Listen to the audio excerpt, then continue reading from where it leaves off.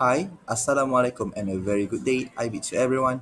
So for our case study for Bio 270, we chose to discuss about artificial blood. So first and foremost, I will introduce you to the members of the presentation.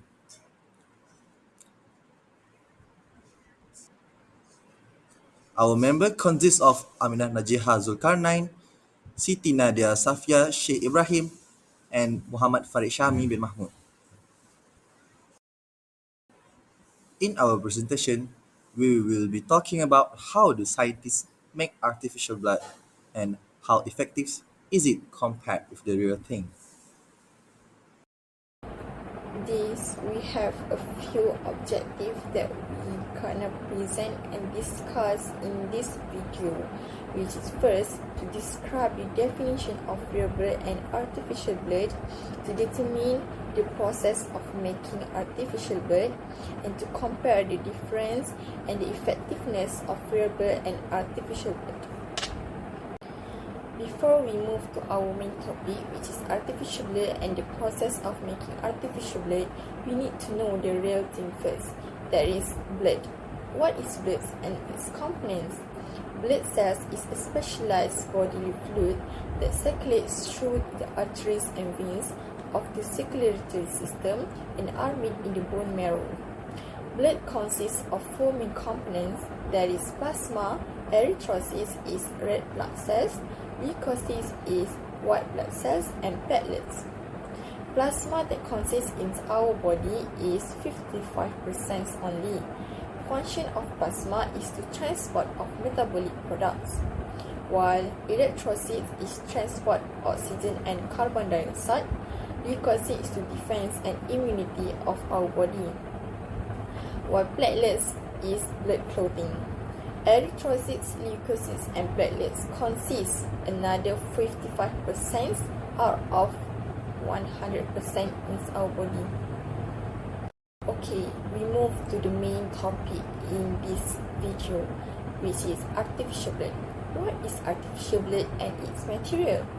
Artificial blood, or known as a blood replacement for red blood cells, is designed for the main purpose of carrying carbon dioxide and oxygen throughout the body. It can produce in different ways, which is synthetic production, chemical isolation, and recombinant biochemical technology.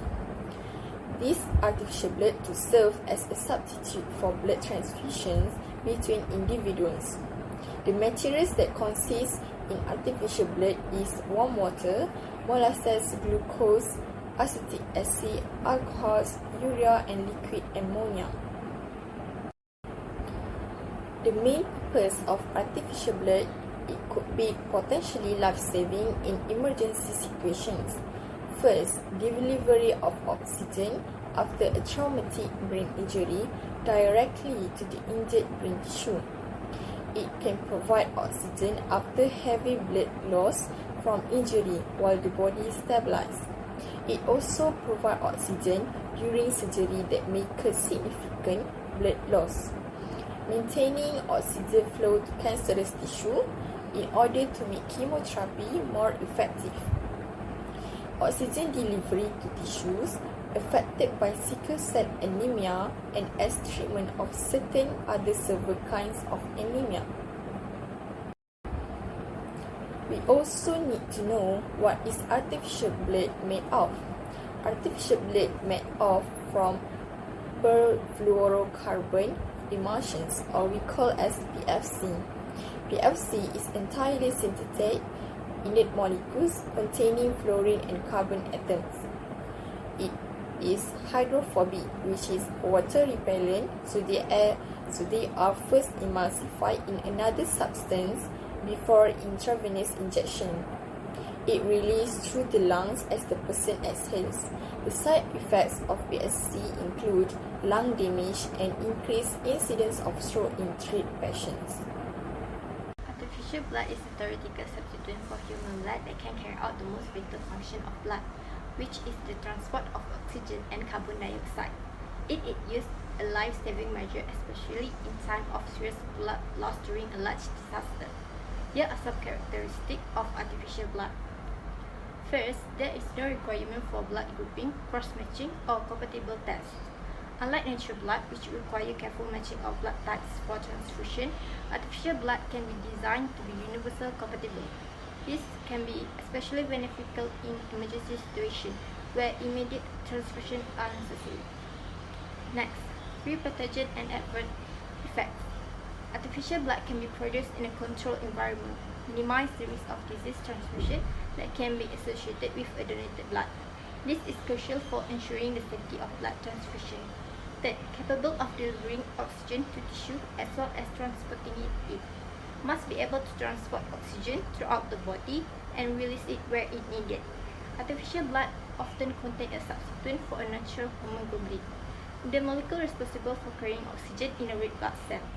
Hemoglobin-based oxygen carrier are one of type of artificial blood that can serve this purpose. Next, long shelf life, best if stored at room temperature. Unlike donated blood, artificial blood can be stored for over a year or more. This is a contrast to a natural blood, which can be stored for 1 month before it breaks down. There are two significantly different products that are under development as blood substituents. They differ primarily in the way they can carry oxygen. One is based on PVC, while the other one is hemoglobin-based product. Third, storable and durable for a longer time period. Artificial blood reducing the challenge associated with storage and transportation. This characteristic is particularly advantageous in a situation where a stable blood supply may be difficult to maintain. Lastly, safe to use and compatible in the human body. This means that different blood types should not matter when an artificial blood is used. It also means that artificial blood can be processed to remove all disease-causing agents such as virus and microorganisms. Furthermore, I will distinguish the difference of real blood and artificial blood. Artificial blood does not contain red blood cell, white blood cell, platelet, and plasma. Meanwhile, real blood contains red blood cell, white blood cell, platelet, and plasma. Second, artificial blood can carry out secondary function of blood such as fighting infection, while real blood can. Moreover, artificial blood can be stored at room temperature for several years. Meanwhile, real blood can be stored for only few weeks before it has to be discarded. Next, artificial blood no need for blood matching. It can be designed for universal compatible, while real blood need to be cross-matched, require matching of blood types A, B, AB, and O. The pH range of artificial blood around 7.1 to 7.2. Meanwhile, the normal pH range of real blood is 7.14. So for now, I'm going to give you a comparison between artificial and real blood. In the aspect of oxygen carrying capacity, for artificial blood, the effectiveness will depend on the specific characteristic of the artificial blood product. Depending on the type, whether it is perfluorocarbon based or hemoglobin based, it may have its own characteristic different mechanism for carrying and releasing oxygen. While for real blood, hemoglobin, which present in red blood cells, binds with oxygen and transport it to tissue throughout the body. Moving on to my next comparison, which is compatibility. Ideally, artificial blood should be universally compatible, reducing the need for blood typing and cross-matching. However, challenges related to immunogenicity and compatibility with the human body have been significant hurdles in the development of artificial blood.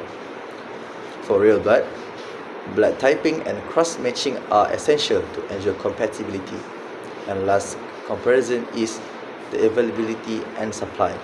For artificial blood, if successfully developed, artificial blood could be produced on demand, and it could potentially addressing shortage and providing a more reliable supply. While for real blood, it relies on voluntary blood donation, which may lead to shortages. Moving on to my next slide, which is I will enlighten you about the process of synthesizing artificial blood. So the first step is the researcher will identify suitable oxygen carrier. Researchers select molecules that can effectively carry and release oxygen. Number two, it is more of the type of the artificial blood, which is the first type is perfluorocarbon artificial blood. So for the perfluorocarbon based artificial blood, selection of perfluorocarbon are synthetic compound that can dissolve large amount of gases including oxygen. Researchers choose specific PFC based on their properties. And then emulsion formation. PFCs are mixed with a stabilizing agent to create stable emulsions. This emulsion enhance the distribution of PFC in the bloodstream. And oxygen loading and unloading. PFC are then exposed to high concentration of oxygen to load them. In the body, they release oxygen to tissues in need. The third step are hemoglobin-based artificial blood, which is the other type of artificial blood. So the first is by isolating hemoglobin. Hemoglobin is extracted from human or animal blood. Alternatively, genetically modified bacteria or yeast can produce hemoglobin. And then stabilization. To prevent side effect and improve stability, various modifications may be made to the hemoglobin molecule. And moving on, encapsulation. Hemoglobin is often encapsulated within liposomes or other carriers to prevent it from breaking down in the bloodstream. And oxygen affinity regulation. Adjusting the affinity of hemoglobin for oxygen to ensure effective oxygen transport and release. For the fourth step is a laboratory testing. The synthesized artificial blood undergoes rigorous testing in laboratory test settings. This includes assessing its oxygen carrying capacity, stability, and compatibility with the human body. The fifth steps are preclinical studies. Animal studies are conducted to evaluate the safety and efficacy of artificial blood. This phase helps researchers understand how the substance behaves in a living organisms. Moving on to the next step, which is the sixth step, is clinical trials. The artificial blood undergoes testing in humans through clinical trials. These trials involve multiple phases, assessing safety, dosage, and effectiveness in specific patient populations. The seventh step is regulatory approval. Based on the result of clinical trial, researchers submit data to regulatory bodies for approval. This step involves demonstrating the safety and efficacy of the artificial blood product. And the last step is production and distribution. Once approved, the artificial blood can be produced on a larger scale for distribution to hospital and medical facilities. In addition, I will present advantage and disadvantage of artificial blood. First advantage of artificial blood is easily available. It can use when emergency. Artificial blood can be produced in a large quantities and made readily available, helping to address shortages and make the demand for blood transfusion in healthcare settings. Second, no need for blood matching. It is universal, so don't need to depend on donor. Third, does not to be refrigerated, so it is easy to handle. Next, no risk infection.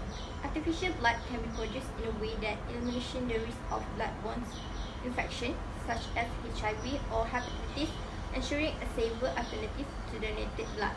Lastly, the advantage of artificial blood are less religious objection, an alternative for those patients that refuse blood transfusion. For example, some Jehovah's Witnesses who refuse blood transfusion based on their interpretation of the Bible may accept some form of artificial blood that do not contain major blood fractions such as hemoglobin-based oxygen carriers or perfluorocarbon. In addition, I will present advantage and disadvantage of artificial blood. First advantage of artificial blood is easily available. It can use when emergency. Artificial blood can be produced in a large quantities and made readily available, helping to address shortages and make the demand for blood transfusion in healthcare settings. Second, no need for blood matching. It is universal, so don't need to depend on donor. Third, does not to be refrigerated, so it is easy to handle. Next, no risk infection. Artificial blood can be produced in a way that eliminates the risk of blood-borne infection such as HIV or hepatitis, ensuring a safer alternative to donated blood. First disadvantage of artificial blood is expensive. Artificial blood can be expensive, meaning it can cost more than human blood. This may limit its accessibility and affordability for some patients or healthcare system. Artificial blood may also cause side effects on the body, such as allergic reaction, inflammation, immune system activation, oxidative stress, blood vessel concentration, blood clotting, organ damage, or tissue injury.